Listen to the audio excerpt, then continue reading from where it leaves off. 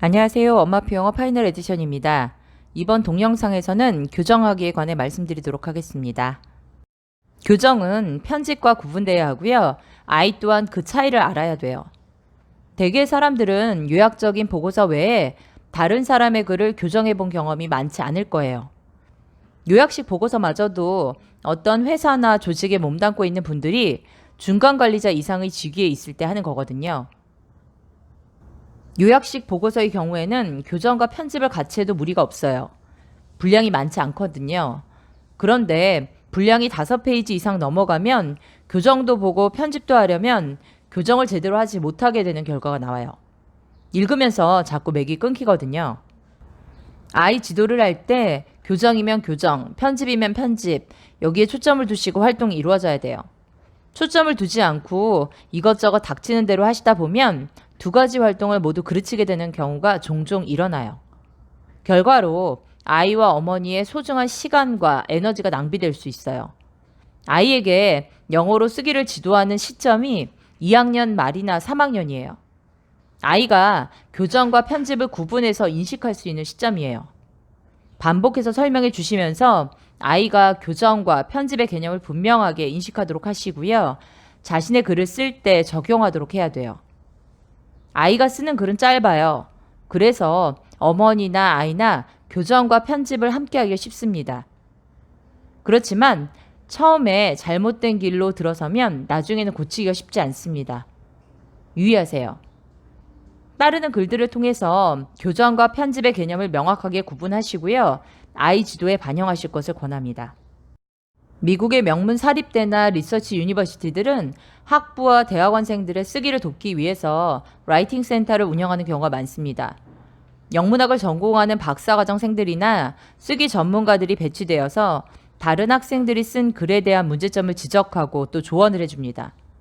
교수와 연구자들의 경우에도 도움을 받는다는 말을 듣긴 했는데 그분들은 주로 다른 친분이 있는 교수나 연구자들에게 자신의 글을 보여주고 또 의견을 구하는 것으로 알고 있습니다. 어떤 방식이 되었든 초안을 쓰고 난 뒤에는 나 말고 타인의 도움이 필요합니다. 초고 공유하기는 성인들 중에서도 글을 잘 써야 하고 또 잘 쓰는 분들도 하는 일이니까 아이도 당연히 해야겠죠. IS 지침서는 공유하기가 글의 전체적인 구성과 아이디어들에 대해 이야기하는 것이라고 합니다. 이 단계에서 참여자인 어머니와 아이는 어떤 주장의 근거가 부족하다면 그 이유를 묻고 글이 시간의 전개에서 매끄럽지 못하다면 순서에 대해서 함께 이야기하고 또 새로운 아이디어가 있다면 이를 제안하는 활동들을 합니다.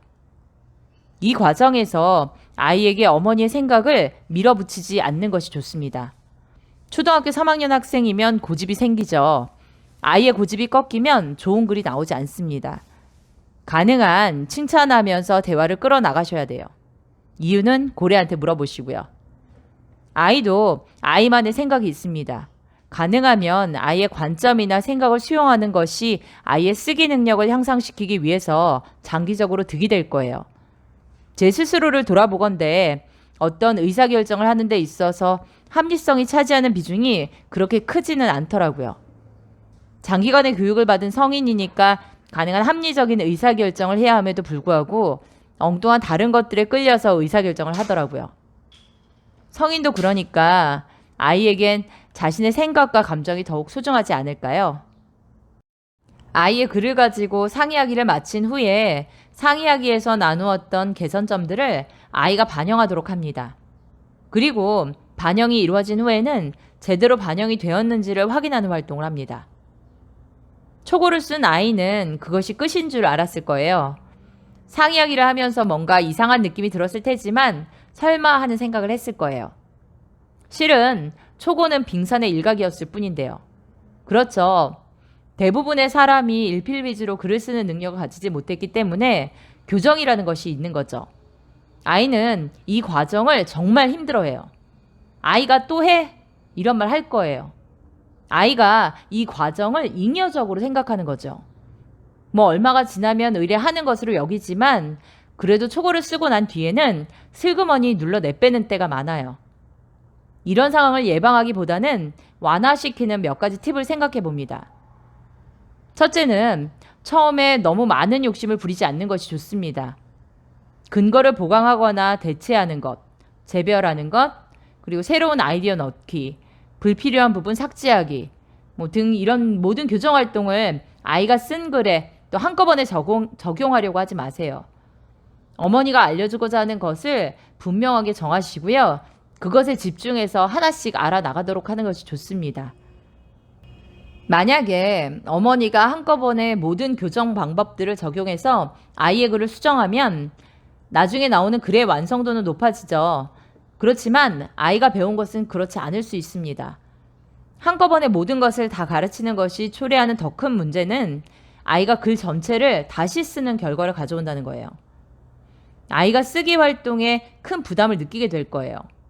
서서히 그리고 천천히 스며들도록 가르치는 것이 어머니와 아이 모두에게 좋습니다. 두 번째는 평가자와 피평가자로 역할을 분담하지 마세요. 어머니는 쓰기라는 과업을 아이와 함께 완수하는 동료가 되는 것이 좋습니다.